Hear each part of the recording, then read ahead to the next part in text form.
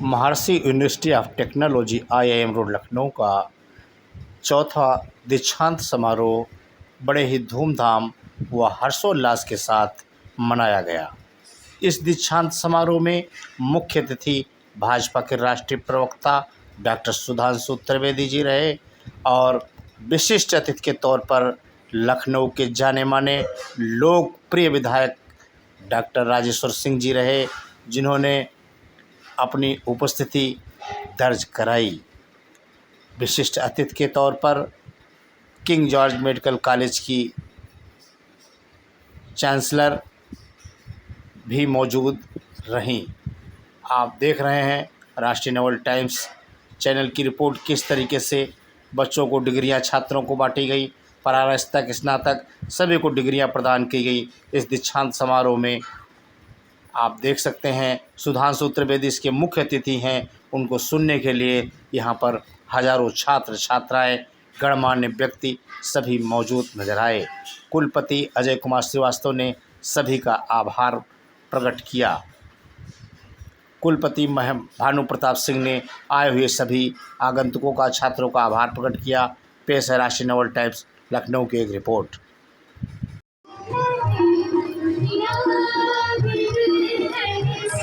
महर्षि university का convention ceremony चल रहा है। यहाँ पर बच्चे बैठे हुए हैं, आप देख सकते हैं RT न्यूज़ चैनल के माध्यम से किस तरीके से यहाँ पर कन्वेंशन सेरेमनी शुरू होने वाली है। अभी डॉक्टर सुधांशु त्रिवेदी भाजपा के राष्ट्रीय प्रवक्ता हैं, वो यहाँ पर आज चीफ गेस्ट हैं और आने वाले हैं। आप देख सकते हैं RT न्यूज़ चैनल के माध्यम से किस तरीके से यहाँ पर सजावटें और बच्चों में दीक्षांत समारोह का आयोजन किया गया।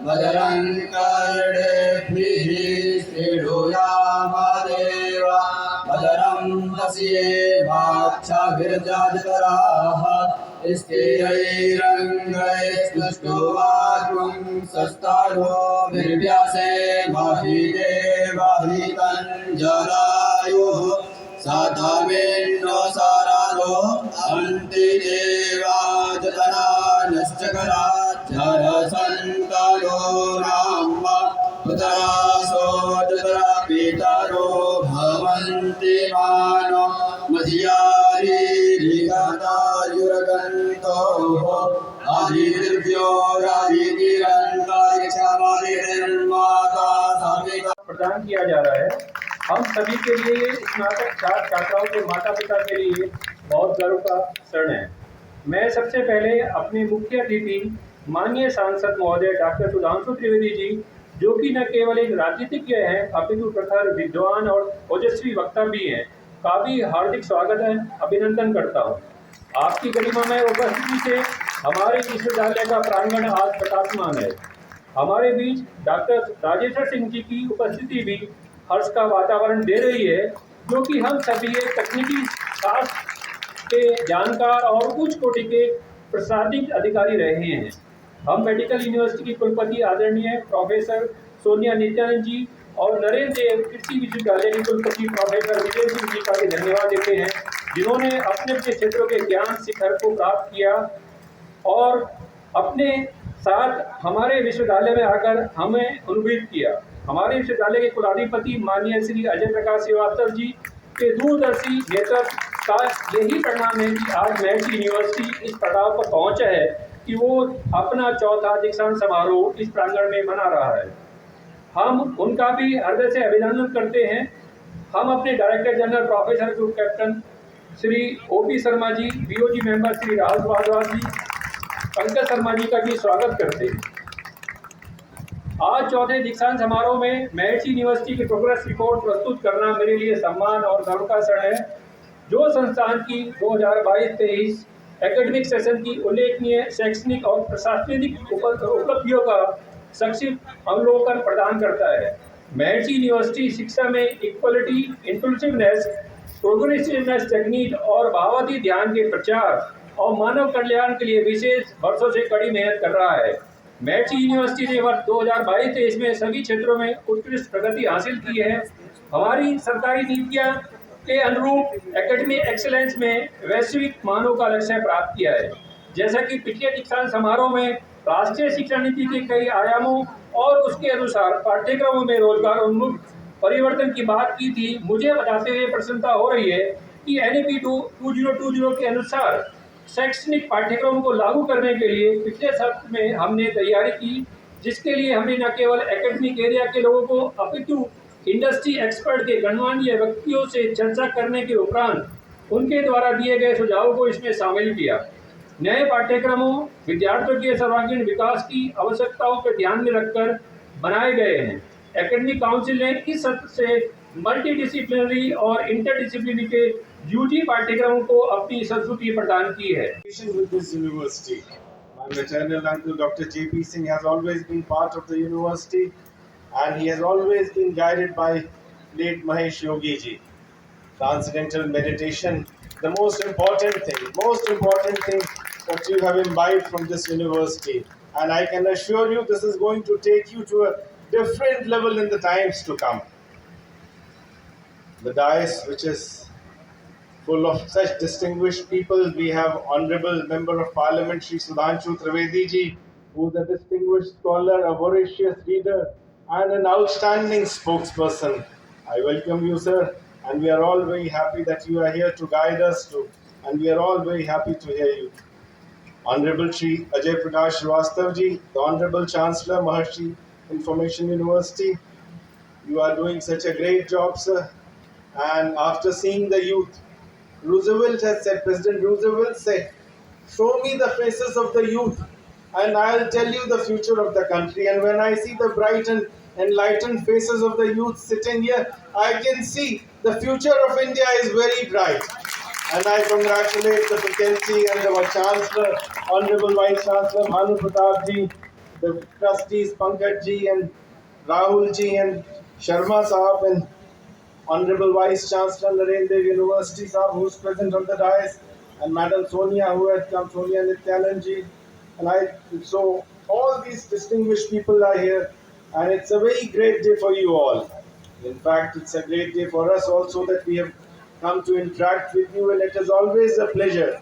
It is always a pleasure interacting with the youth. You are the future of the country, and for the coming next 30, 40 years, the future of India would be on your shoulders, and you are going to take India to a newer height from the things what you have achieved in the university and what you have read from the times. India has a very bright future. India is going to a next level. Professor अखंड Pratap Singh ji registrar, Varun Srivastava ji finance officer और यहाँ के trustee Pankaj Sharma जी, जिन्होंने इतना प्रबल आग्रह किया कि आज मेरा एक कार्यक्रम दूसरी जगह लग रहा था, मगर अजय जी और फिर पंकज जी ने ऐसा परसुएशन किया कि क्या करें, तो फिर आखिर में लखनऊ की तरफ ही आना पड़ा, क्योंकि कहा ही गया है भाई, पुराना शेर है, लखनऊ हम पर फिदा हम फिदाए लखनऊ, आसमां में क्या है ताकत जो छुड़ाए लखनऊ। और आज बहुत अद्भुत संयोग है कि देखिए 2 कुलपति यहाँ पर विद्यमान, एक आपके विश्वविद्यालय के, एक आचार्य नरेंद्र देव कृषि विश्वविद्यालय। गजेंद्र सिंह जी ने अभी अपने उद्बोधन में भी कृषि के संदर्भ में कहा, तो अब देखिए भारत की प्राचीन परंपरा और ज्ञान परंपरा के 2 आधारभूत तत्व थे, ऋषि और कृषि। तो एक ऋषि के विश्वविद्यालय के कुलपति और एक कृषि की विद्या के विश्वविद्यालय के कुलपति, यदि दोनों का सहयोग यहाँ पर है तो मैं कह सकता हूँ कि निश्चित रूप से कुछ सकारात्मक इस बंधन से अवश्य मिलेगा। और यह भी मैं कहूँ कि महर्षि महेश योगी जी जो कि एक भविष्य दृष्टा थे, उनकी परिकल्पना से और जो उन्होंने बहुत दूर की दृष्टि देखी थी, मैं कह सकता हूं कि आज भारत, भारतीय संस्कृति और उसकी ज्ञान परंपरा को जो स्वीकार्यता मिल रही है, यदि आज से 60 साल पहले, 65 साल पहले किसी भविष्य दृष्टा ने देख लिया था और उसका बीजारोपण करना शुरू कर दिया था, तो मैं विश्वास से कह सकता हूं कि वो ब्रह्मलीन महर्षि महेश योगी थे। और आप देखिए, एक योगी ने जब देखा था स्वप्न, तो उसको साकार करने के लिए भी तो कोई योगी चाहिए था ना। तो आज देखिए यहाँ की सरकार किसके हाथ में है? योगी आदित्यनाथ जी के हाथ। और फिर उसको पूरे विश्व में स्थापित करने के लिए कर्मयोगी के रूप में हमारे प्रधानमंत्री आदरणीय श्री नरेंद्र मोदी जी विद्यमान। तो मैं कह सकता हूँ योगा योग से जो यह संयोग बना है, तो ये निश्चित रूप से कुछ न कुछ भारत के लिए नए योग अवश्य खड़े करेगा। मैं कह सकता हूँ कि 1968 में जब पहली बार ट्रांसेंडेंटल मेडिटेशन के ऊपर UCLA university for California Los Angeles ने साइंटिफिक रिसर्च की थी, तब मेरे विचार से वो शुरुआत थी और वो विराट रूप कब धारण करता है जब 2014 में प्रधानमंत्री बनने के बाद मोदी जी ने योग को अंतर्राष्ट्रीय योग दिवस बनाने का प्रस्ताव संयुक्त राष्ट्र संघ में रखा। तो 170 से अधिक देश उसके समर्थक नहीं बने, वो उसमें द्वितीय प्रस्तावक बने। They have not become the supporter of the proposal, they have become the second proposer of the proposal, and it has never happened in the history of United Nations that more than 170 countries have become the second proposer, including more than 40 Muslim countries.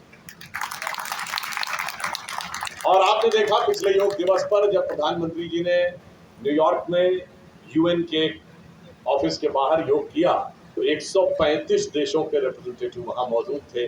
मैं ये कह सकता हूं कि वो जो स्वप्न या जो विचार महर्षि महेश योगी जी ने 1960s में देखा था, तो मुझे लगता है वो साकार रूप में आज दुनिया में दिखाई पड़ने लगा है कि योग, भारतीय संस्कृति और वेद, भाई योग है कहाँ, आया कहाँ से? हमें स्पष्ट रूप से कहना चाहिए, इसमें कोई संदेह की बात नहीं है। जैसे ग्रेविटी का लॉ है, तो ग्रेविटी का लॉ तो न्यूटन से पहले भी काम कर रहा था ना, पर फिर भी कहते हैं Newton's law of gravity. Relativity का लॉ तो आइंस्टीन से पहले भी काम कर रहा था, फिर भी कहते हैं आइंस्टीन्स लॉ ऑफ रिलेटिविटी। तो योग शाश्वत ज्ञान है, परंतु आया कहाँ से है? हमारे जो 6 दर्शन है वेद में, सांख्य, न्याय, वैशेषिक, योग, मीमांसा, वेदांत, उसमें से योग आया है। और इसलिए मैं कह सकता हूँ भारत की मेधा और भारत की चेतना के आगे उठने और उभरने का यह वक्त आ गया। आज आप यूनिवर्सिटी ऑफ इंफॉर्मेशन टेक्नोलॉजी में हैं और आज 4 सितंबर का दिन है, तो ये भी एक बहुत अद्भुत संयोग है। आप में से कितने लोगों को पता है कि आज के दिन का IT के क्षेत्र में क्या महत्व है? आज ही के दिन 4 सितंबर ठीक 25 साल पहले 1998 गूगल वॉज एस्टैब्लिश्ड। और आज 25 साल में इतना अंतर आ गया कि गूगल का चीफ इंडियन हो गया है। तो 25 वर्ष में कितना बड़ा अंतर आएगा आप नहीं सोच सकते। अभी राजेश्वर सिंह जी आर्टिफिशियल इंटेलिजेंस की बात कर रहे थे, इफ यू रिमेंबर, सिर्फ 26-27 साल पहले की बात है, हम लोगों के युवावस्था की बात है। 1996 हम लोग जस्ट यूनिवर्सिटी दौर में निकले थे, जब IBM के कंप्यूटर डीप ब्लू ने उस समय के विश्व शतरंज चैंपियन गैरी कास्परोव के साथ शतरंज की बाजी खेली थी। अगर आप लोगों को याद हो, किसी ने नहीं सोचा था कि 25 साल के अंदर मामला आर्टिफिशियल इंटेलिजेंस तक पहुंच जाएगा, मगर आज वो पहुंचा। तब वाकई हमारे लिए ये कल्पना से परे था कि आज गूगल का चीफ भारतीय है, माइक्रोसॉफ्ट का चीफ भी भारतीय है, वर्ल्ड बैंक का चीफ भारतीय है, मास्टर कार्ड का चीफ भारतीय था, सिटी बैंक का चीफ भारतीय था, पेप्सी की चीफ भारतीय। इतनी बड़ी बड़ी कंपनियों के चीफ पहुंचे। जैसा अभी राजेश्वर जी कह रहे थे, हमारे युवाओं में अप्रतिम प्रतिभा है, चाहे सरकारी सेक्टर हो या प्राइवेट सेक्टर। मुकाबला यहां करना हो या 7 समंदर पार, हमने वो करके दिखाया है कि भारतीय प्रतिभा और मेधा कैसे कैसे चीफ दे सकती है। परंतु इसके लिए ये भी जरूरी है कि आपको प्रेरणा देने वाले लोग भी ऐसे हो जो सकारात्मक दिशा में प्रेरणा दें। और अगर प्रेरणा नकारात्मक दिशा में चली जाती है तो आप देखिए, ये हमारा बगल वाला जो कभी हमारा हिस्सा था, ये भी तो हमारे ही साथ आगे बढ़ा था। और क्या स्थिति हो गई कि हमारे पास गूगल का चीफ है, माइक्रोसॉफ्ट का चीफ है, पेप्सी की चीफ है, मास्टर कार्ड का चीफ है, उनके पास लश्कर ए तैयबा का चीफ है, जैश ए मोहम्मद का चीफ है, अल-कायदा का चीफ है। ये अंतर जानते कहां से आता है? आज आप कहां पे आए हुए हैं? अपने कॉन्वोकेशन। कन्वोकेशन को हिंदी या संस्कृत में क्या कहते हैं? दीक्षांत समारोह। और क्या कहते हैं आप लोग? साहब हम तो कॉलेज में शिक्षा लेने जाते हैं, तो इसको शिक्षांत समारोह तो नहीं कहते, दीक्षांत समारोह क्यों कहते हैं?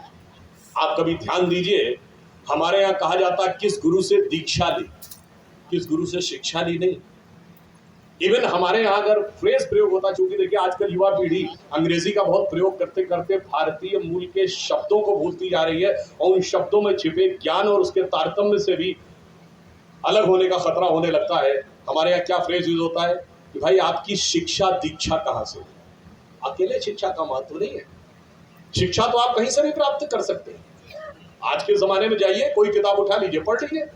अब मान लीजिए हम इंजीनियरिंग के हैं और हमें इतिहास में इंटरेस्ट है, आप 2 साल में 25-30 किताबें पढ़ डालिए। इतिहास की, आप इतिहास के क्या तो हो गए। अर्थशास्त्र में रुचि हो, 3-4 साल में 100 किताबें पढ़ डालिए, अर्थशास्त्र के, आप अर्थशास्त्र के विद्वान हो गए। परंतु दीक्षा वो होती है जो गुरु ही देता है। दीक्षा वो होती है जो आपके मन के संकल्प को प्रभावित करती है। दीक्षा वो नहीं होती जो बुद्धि को प्रभावित करे। बुद्धि तो किसी के भी पास हो सकती है, बुद्धि तो अपराधी और आतंकवादी के पास भी होती है। केवल बुद्धिमान होने से सब कुछ नहीं होता है। अगर बुद्धिमान होने से होता तो मैंने आपसे कहा, बुरहान वानी भी आईटी का अच्छा जानकार था, याकूब मेनन सीए था, अफजल गुरु डॉक्टर था, खालिद शेख और मोहम्मद अट्टा जिन्होंने 9/11 किया, वो भी बहुत अच्छे पायलट थे, एरोनॉटिक्स के जानकार थे। बुद्धि इंपॉर्टेंट नहीं है, इंपॉर्टेंट है मन। क्योंकि मन में आपके भाव उत्पन्न होता, बुद्धि तो उसकी प्रतिक्रिया करती है। इसीलिए आपने कभी ध्यान दिया कि जो ट्रांसेंडेंटल मेडिटेशन का विषय आपके सामने रखा जाता है, हिंदी में क्या कहते हैं? भावातीत ध्यान। महर्षि जी ने क्या कहा? भावातीत ध्यान। विचारातीत ध्यान क्यों नहीं कहा? विचार तो भाव से प्रेरित होते हैं, भाव मन का विषय है, विचार बुद्धि का विषय है। और मूलतः आपकी सारी की सारी एक्टिविटीज मन से गवर्न होती है। वेदों में कहा गया है, वो कौन है जिसके द्वारा मन इच्छित वस्तु पर गिरता है। मतलब मैं लॉजिकली कहूं, जिसे लॉजिक कहते हैं, वो क्या कहता है कि how you draw a conclusion about anything. तो अंग्रेजी में जो लॉजिक के पार्ट्स हैं वो है perception, inference, comparison and verbal testimony. यानी आपने पहले किसी चीज को देखा, किसी व्यक्ति को देखा, फिर आपने एक इन्फेरेंस ड्रॉ किया कि यह एक व्यक्ति है, ये एक स्त्री है, ये एक पुरुष है। फिर कंपैरिजन, आपके माइंड के हार्ड डिस्क में जितनी भी इंफॉर्मेशन थी उसके साथ कंपैरिजन हुआ, और जहां पर वो कंपैरिजन फिक्स हो गया, आपने कहा ये फला फला है, ये आपके मुंह से निकला। बट जब भारतीय न्याय शास्त्र को पढ़ते हैं तो वो 4 चरणों से पहले कहता है, उससे पहले एक चीज है इंट्यूशन। अगर सैकड़ों लोग यहां पर हैं तो आपका ध्यान किसी एक व्यक्ति की तरफ ही क्यों गया? परसेप्शन से पहले कोई चीज आई जिसने आपके मन को वहां तक पहुंचाया, और वो भाव से उत्पन्न होता है। इसलिए मन के 3 काम है, भाव, विचार और क्रिया। पहले मन में भाव उत्पन्न होता है, तदनुसार विचार उत्पन्न होते हैं, तदनुसार क्रिया होती है। इसलिए महर्षि जी ने कहा भाव से परे जाओ, भावातीत ध्यान, क्योंकि हमारे यहाँ मन को ही नियंत्रित करने का आधार कहा गया है, और कहा गया सारा का सारा ज्ञान मन के अंदर है। ये बात मैंने पहले भी बोली, मगर मैं यहाँ पे पुनः रिपीट कर देना चाहता हूँ कि केवल आज से 60-70 साल पहले आप सोचिए कि महर्षि जी ने कितने दूर की दृष्टि देखी थी। 1960 के आसपास भारतीय संस्कृति और हिंदू धर्म का मजाक उड़ाया जाता था।